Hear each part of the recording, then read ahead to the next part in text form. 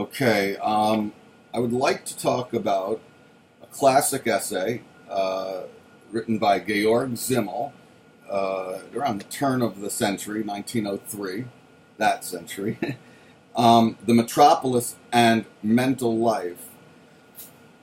Now, rather than go into who Simmel was and all this and that, I'd prefer to use the time here to just try to dive into the essay. It's very rich, and it brings together lots of different themes from his overall body of work anyway. So in a sense, by talking about this, we get acquainted with Simmel more generally as well. Now, it's true that this is about the culture of life in a modern city, okay? But at the same time, there's the deeper topic. Why is he interested in that, right?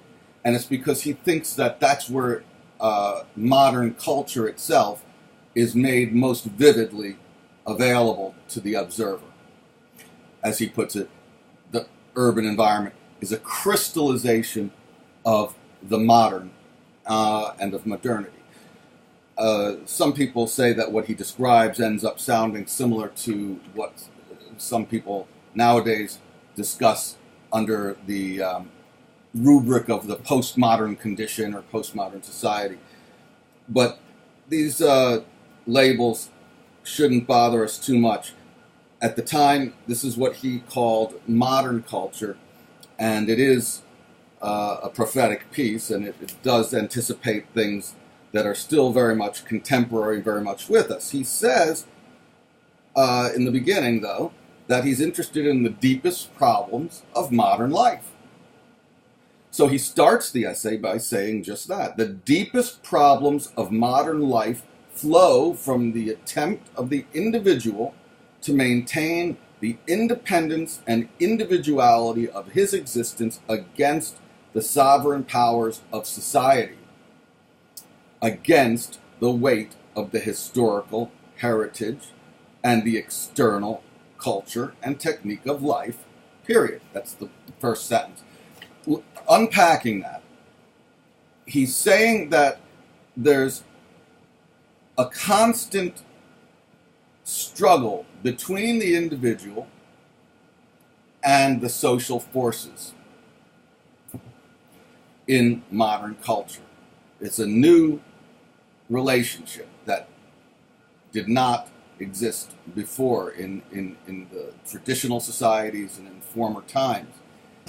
And we're seeing more and more of this strife, the struggle between individuality as a principle for living and mass culture as a principle for living. That's what he really means when he says the sovereign powers of society. Later on, he says people they resist being leveled and swallowed up in the social technological mechanism. You can think here a little bit of his friend. He was friends with Max Weber and the idea of the iron cage of bureaucracy and all that. A world that's dried up and disenchanted and mechanistic, and the norms are very much unemotional, kind of abstract reasoning, rationalization.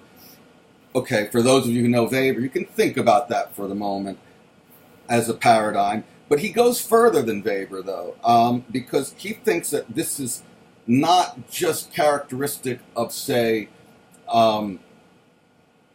large social forces, but it penetrates into the most personal recesses of our minds. So that what he's saying is one of the deepest, maybe the deepest problem, and he calls this elsewhere the tragedy of culture, is that in the modern era, people are encouraged by the social forces, particularly by consumer culture, market situations, and marketing strategies, all encourage us to be ourselves. And they tell us that we are making these products, whether they're hamburgers or clothing, just for you, so that you can be yourself because you deserve it, right? We're all familiar with this sense of we're being appealed to right where our modern hearts want most ardently to taste full freedom and individuality. This is me, and it's what I want to do, it's what I want to be. Be yourself and do your own thing. All of that, as well as having the basic individual liberty to pursue property, to have all, the basic liberal freedoms that we now take more or less for granted, that, you have, unlike traditional life, you're not born just because you're born to a farmer, you have to be a farmer, right? This idea that you're free to pursue social mobility. All of that is characteristic of the normative orientation we are given in the modern world. And he thinks it's most evident in the city. In the city, it's not like a small town where other people say, know your place. I know you, and I knew your father, and you're this, and you're that. This is your role. No, you have this anonymity. There are complex interactions among all kinds of different networks, and you can,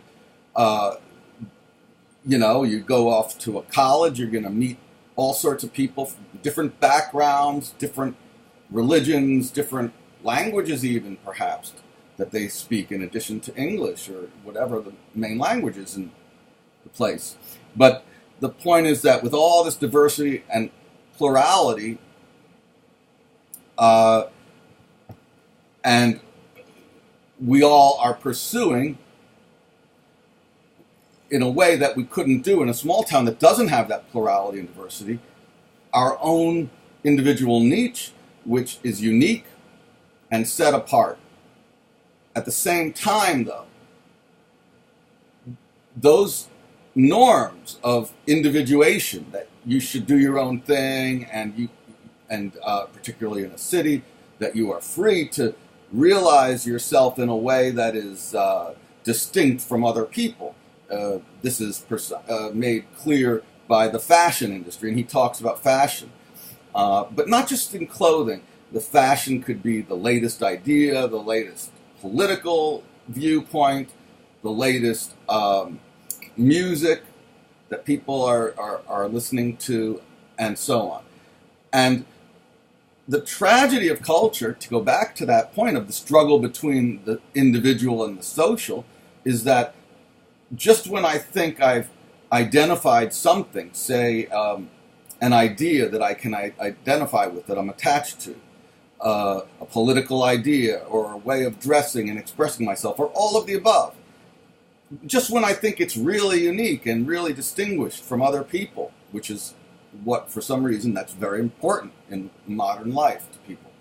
Just when I think it's really unique and different and cutting edge and all the rest, I discover that a month has gone by, but now it's all the rage, and other people are doing the same thing and listening to the same music and wearing the same clothing and using the same slang, and soon my ability to be ahead of the curve and unique and different and in some sense special seems to have been snuffed out, because it's all on the market. It's all available.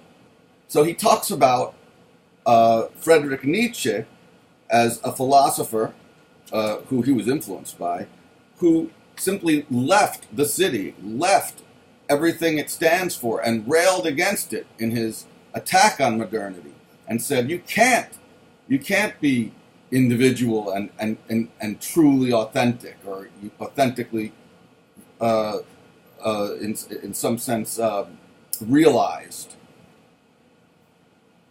in such a setting as the modern city. And so he hates the modern city, and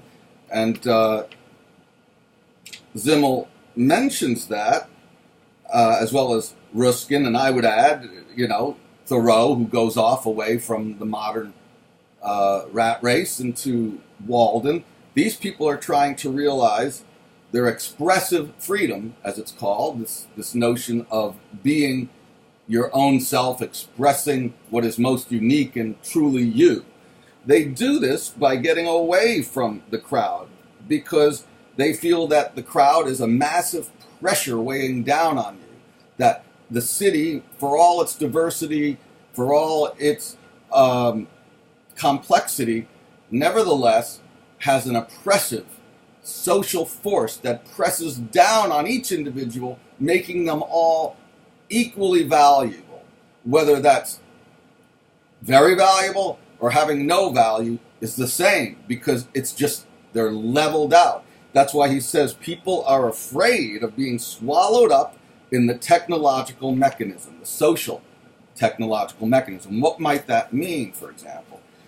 So, in the city, Simmel says, unlike a small town, if everybody's watch were to deviate in one direction or another for just an hour, the whole of the city's ability to function would be thrown out of whack, with all the train schedules.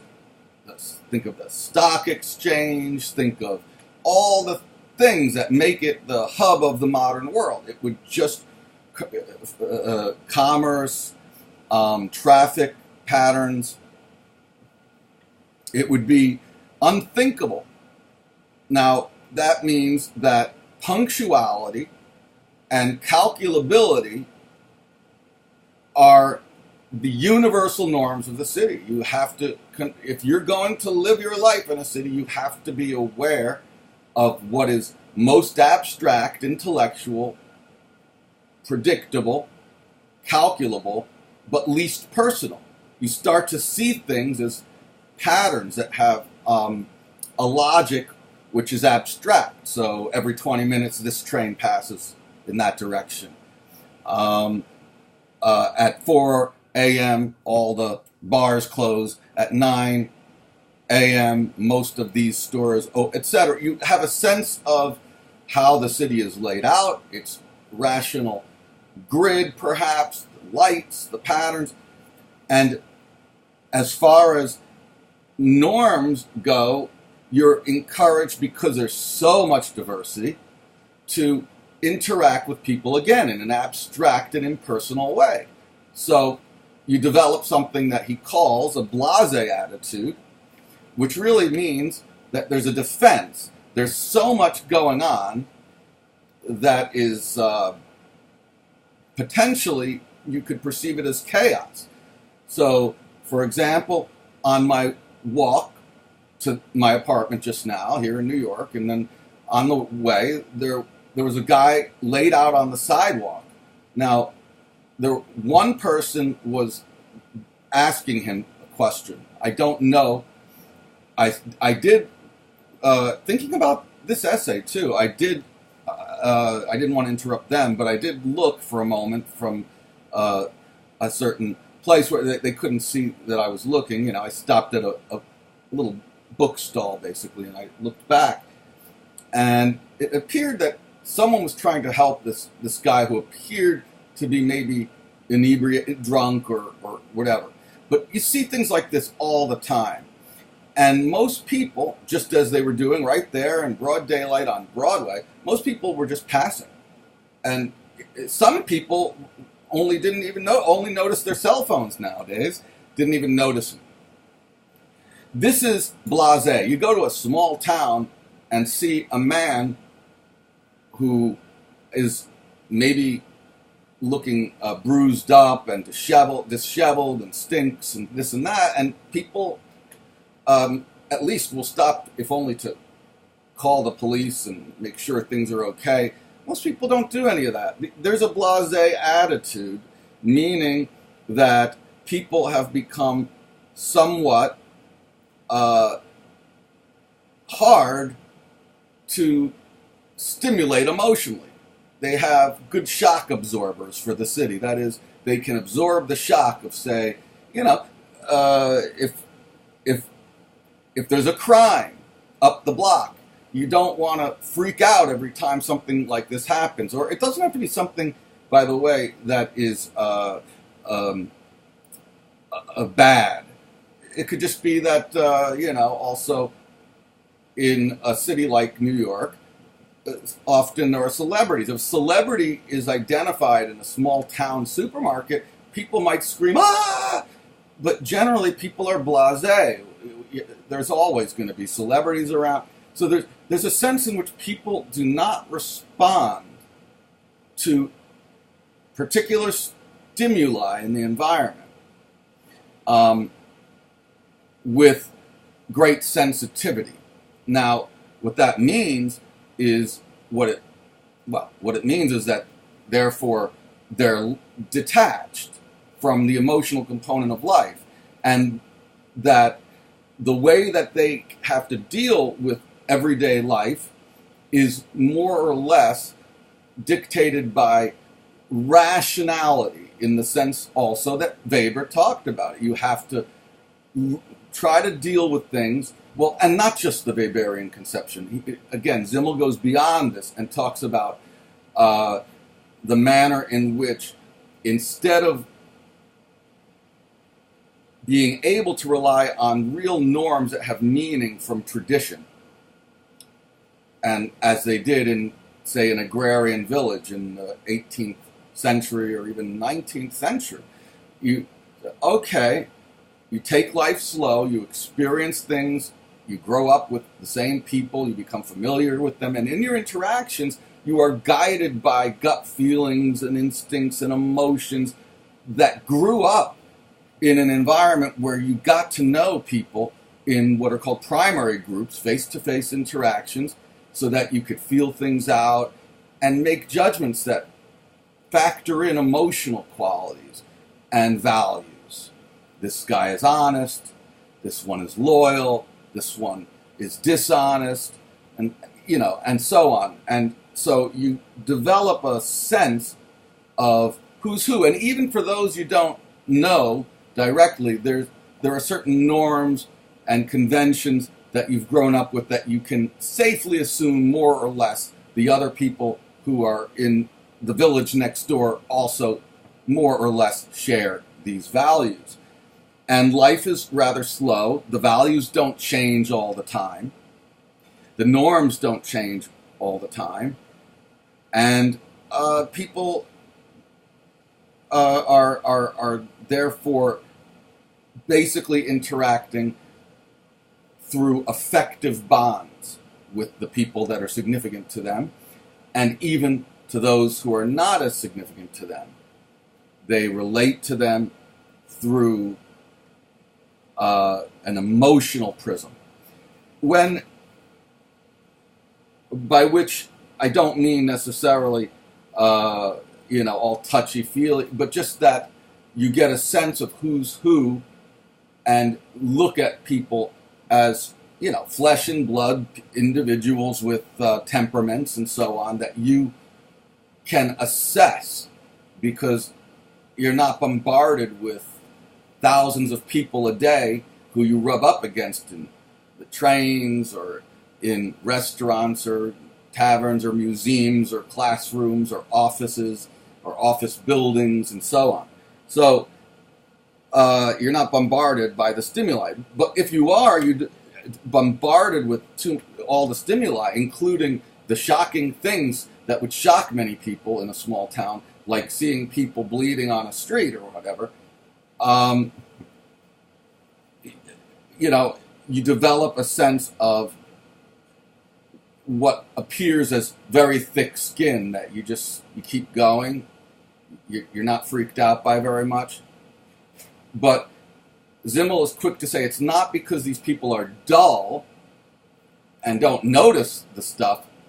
It's because they have a different, he makes that distinction.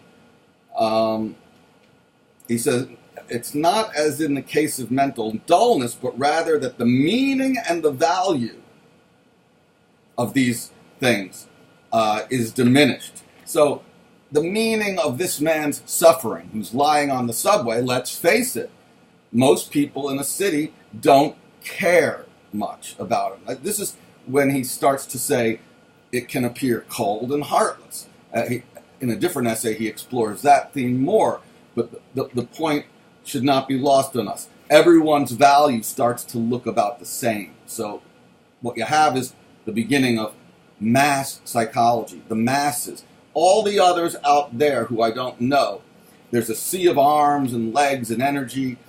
in the trains and in the offices and on the streets, in the hustle and the bustle, in the cars, everywhere.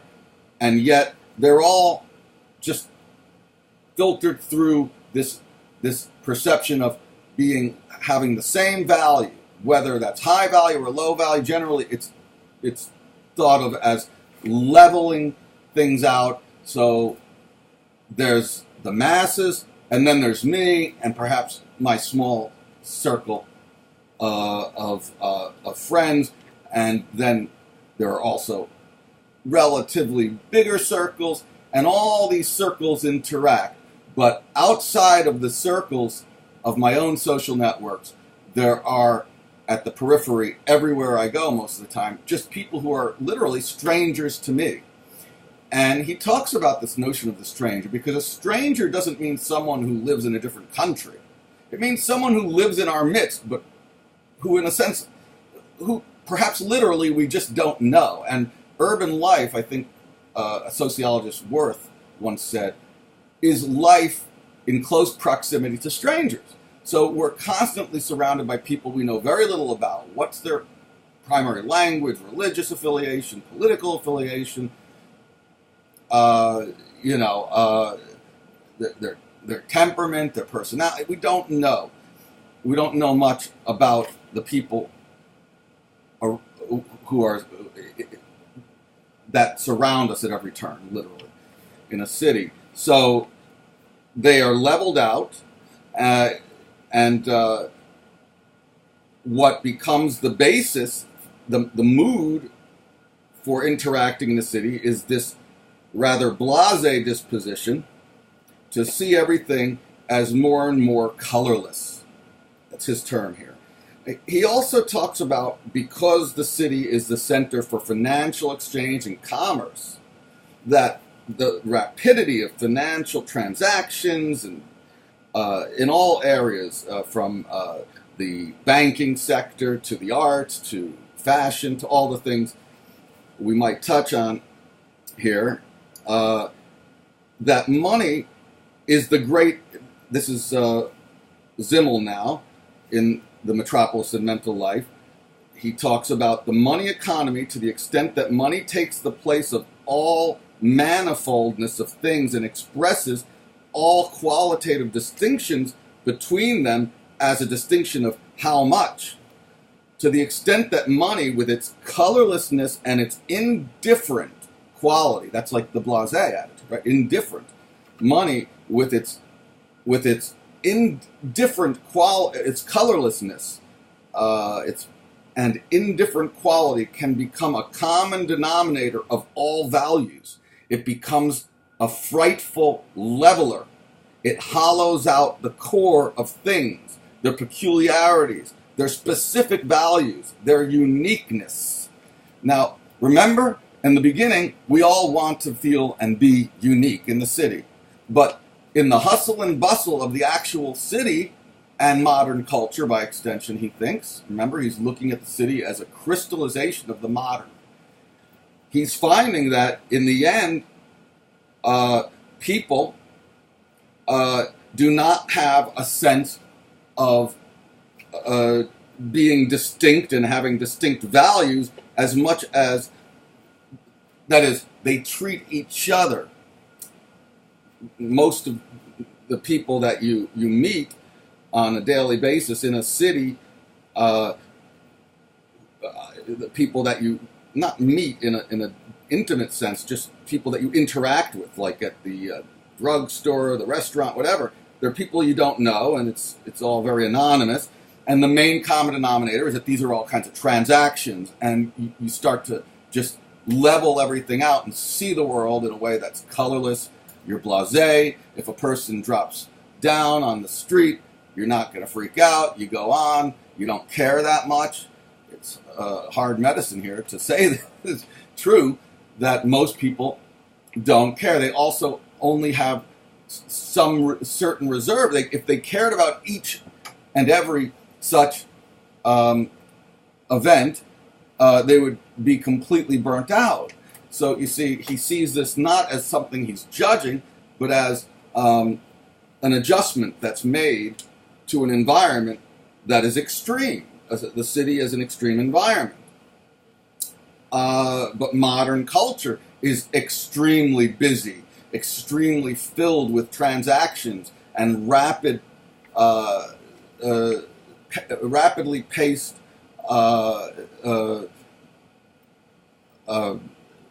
patterns that emerge, whether you're in the city physically or whether the patterns emerge on your cell phone or whatever it is.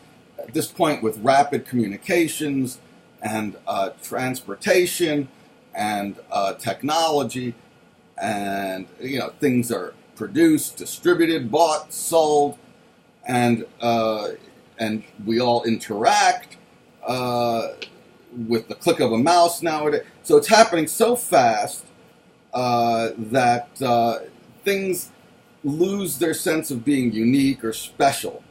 And this is just the opposite of what we want, which is to be unique and special. But how can I be unique and special if I'm swallowed up in the machinery of the modern culture with its emphasis on transactions, calculability, where all watches have to be exactly alike? And that's his example. But what he's really saying is everyone has to be on the same page in some way. And so it's not a good match with the ideal of individualism and expressive individualism. So how does this end up, this story?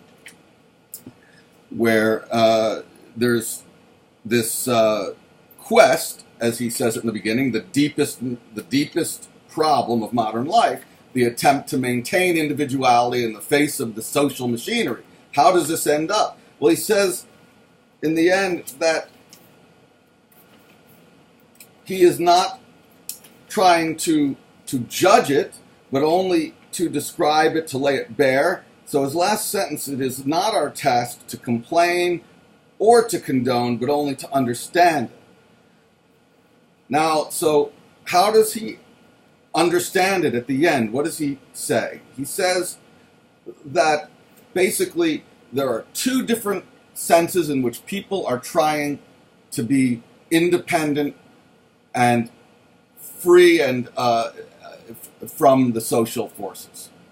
One is an older and more realizable goal, which is, what does he call it? And he mentioned it on the first page as well, where he might have, but in the end he right. One is, I'm looking now, one is freedom of movement or independence. That is mobility. The ability, he says, this is where one talks about having freedom and equal opportunity to social mobility. So this is the kind of thing that Durkheim talks about with the division of labor. People become capable of doing things independently from another. In fact, they have to, with the division of labor, become more and more independent from one another, and yet they depend on each other through a complex economy. In the same way, in the 1800s, as he points out, there were movements in politics and in law to give freedom.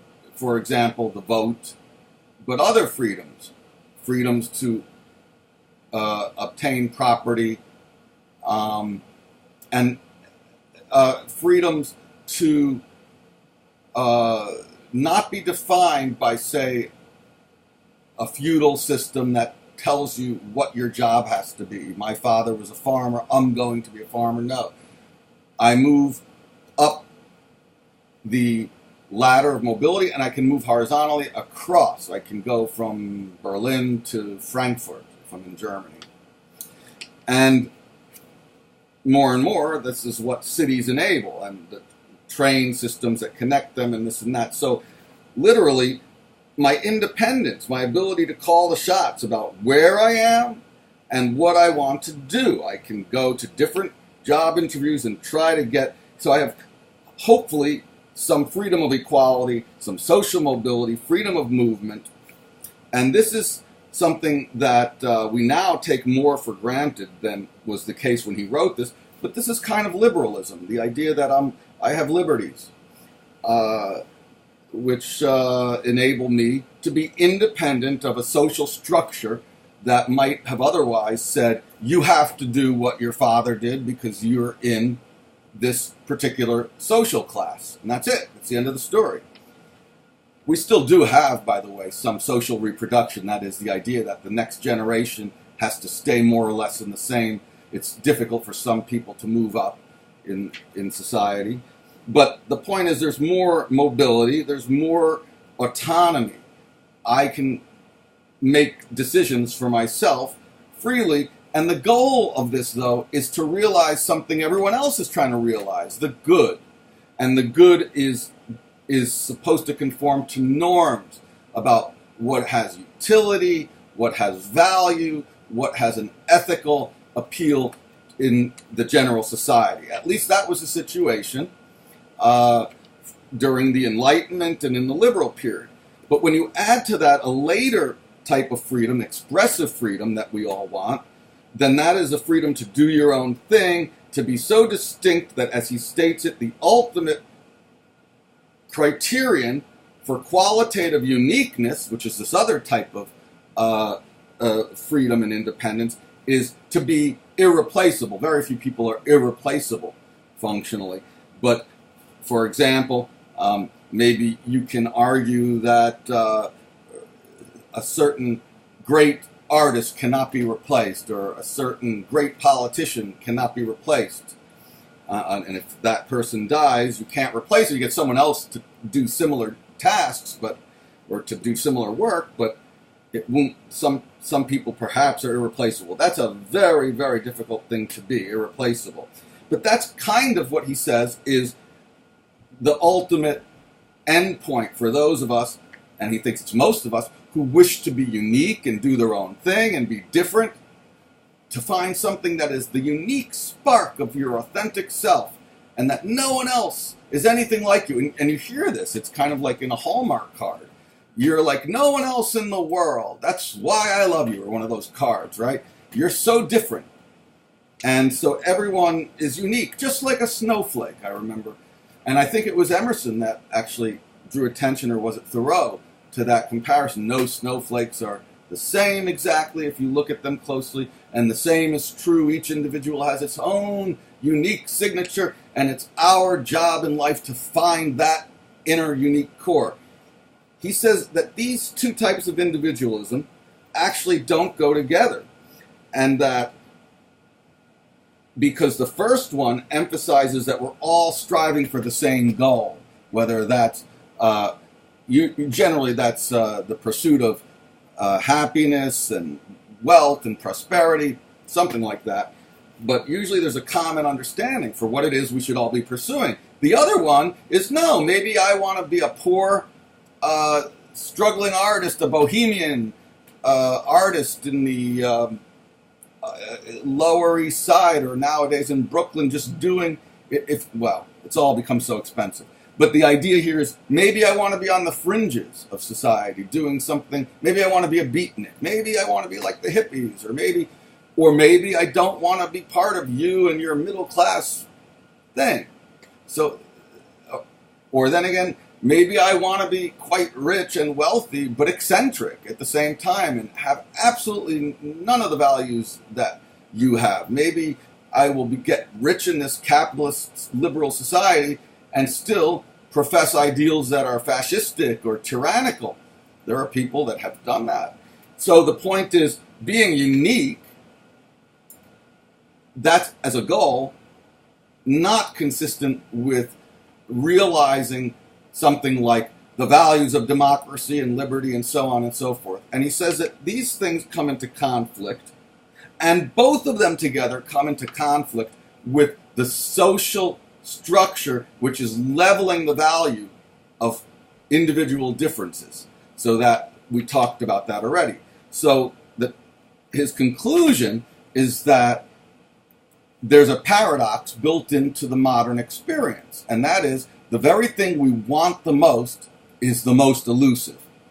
Uniqueness, qualitative differences, and the freedom to call our own shots.